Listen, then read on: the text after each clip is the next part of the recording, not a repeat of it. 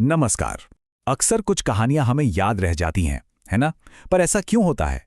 आज हम एक बहुत ही सिंपल सी कहानी के जरिए ये समझेंगे कि एक अच्छी और यादगार कहानी बनती कैसे है। तो चलिए कहानी की शुरुआत ही एक सवाल से करते हैं। उस रात जंगल में आखिर हुआ क्या था? ये सवाल सीधा हमें कहानी के बीच में ले जाता है और एक सस्पेंस बनाता है।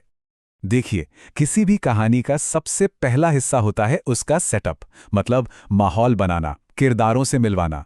यहीं पर कहानी की नींव रखी जाती है। तो हमारे सामने है दो दोस्त, मोटो और पत्तू। गांव के पास एक जंगल से गुजरते हुए अपने घर की तरफ जा रहे हैं। रात का वक्त है। अभी तो सब कुछ बिल्कुल नॉर्मल लग रहा है ना? लेकिन क्या ये शांति बनी रहेगी? और यहीं कहानी में आता है एक बड़ा मोड़, एक ऐसा पल जो सब कुछ बदल कर रख देगा। इसे कहते हैं वो चिंगारी जो पूरी कहानी में आग लगा देती है और हमारे किरदारों को एक ऐसी चुनौती देती है जिसके लिए वो तैयार नहीं थे।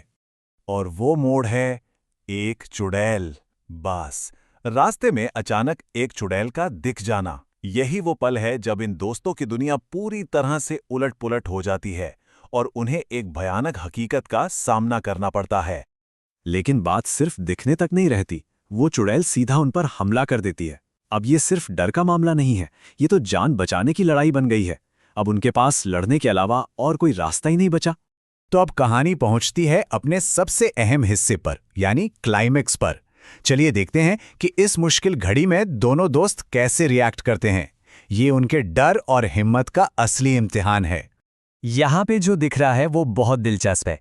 एक ही सिचुएशन पर दो बिल्कुल अलग रिएक्शन।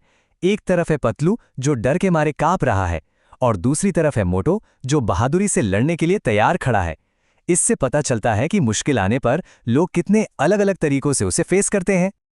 और देखिए, मोटो की लड़ाई सिर्फ यूं ही नहीं है, इसमें एक पैटर्न है। पहला स्टेप, चुड़ैल हमला करती है। दूसरा स्टेप, मोटो पलटकर जवाब देता है।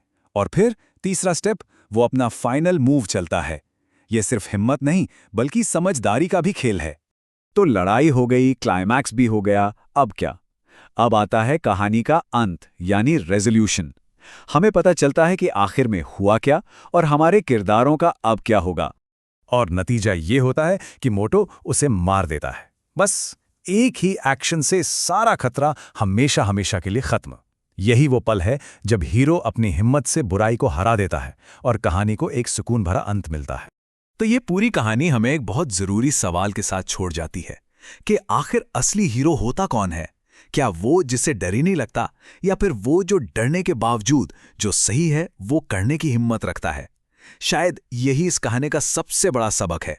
असली बहादुरी डर का ना होना नहीं, बल्कि डर पर काबू पाना है।